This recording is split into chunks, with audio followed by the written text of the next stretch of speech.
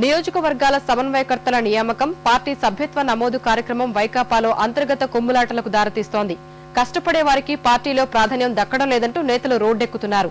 తాజాగా నెల్లూరు, కడప జిల్లాల్లో అన్యాయం జరిగిందంటూ ఆగ్రహంతో పార్టీ కార్యాలయాలకు తాళాలు వేశారు. ఇన్ఛార్జీల ఎంపికలో తమను పట్టించుకోవట్లేదంటూ కార్యకర్తలు ఆందోళనకు దిగారు. స్థానిక ఎన్నికలు సమీపిస్తుండటంతో క్షేత్రస్థాయిలో పార్టీని బలోపేతం చేసేందుకు వైకాపా చేపట్టిన సభ్యత్వ నమోదు, సమన్వయకర్తల నియామకం గందరగోళానికి దారితీస్తోంది. ఇతర పార్టీల నుంచి వలసల్ని ప్రోత్సహించడంతో పాటు మొదటి నుంచి నమ్ముకుని ఉన్నవారికి మొండి చేయి చూపడం పార్టీలో గొడవలకు కారణమవుతోంది. అసమ్మతి, ముఠా రాజకీయాలకు ఆజ్యం పోస్తోంది. పార్టీలో ప్రాధాన్యత లభించని నేతలు రోడ్డెక్కుతున్నారు.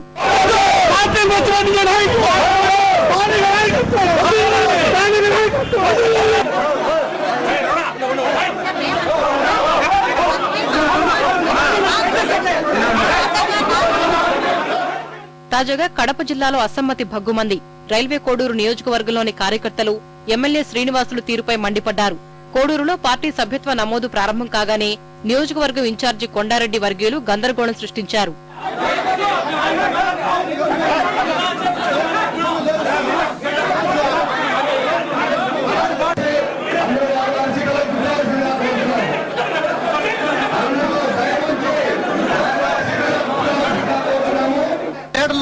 నాయకులు ఖచ్చితంగా ఓటు కావాలి.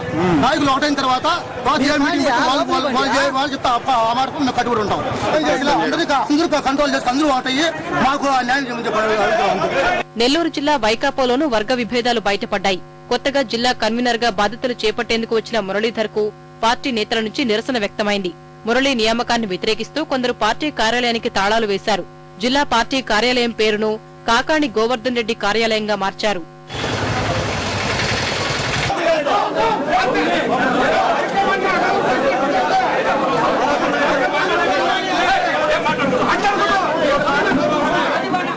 వెంకటగిరి నియోజకవర్గ సమన్వయకర్త నియామకం కూడా ఘర్షణకు దారితీసింది. లక్ష్మీనాయుడుని ఎంపిక చేయడంపై అక్కడ తొలి నుంచి క్రియాశీలంగా ఉన్న సురేష్ రెడ్డి నిరసన తెలిపారు.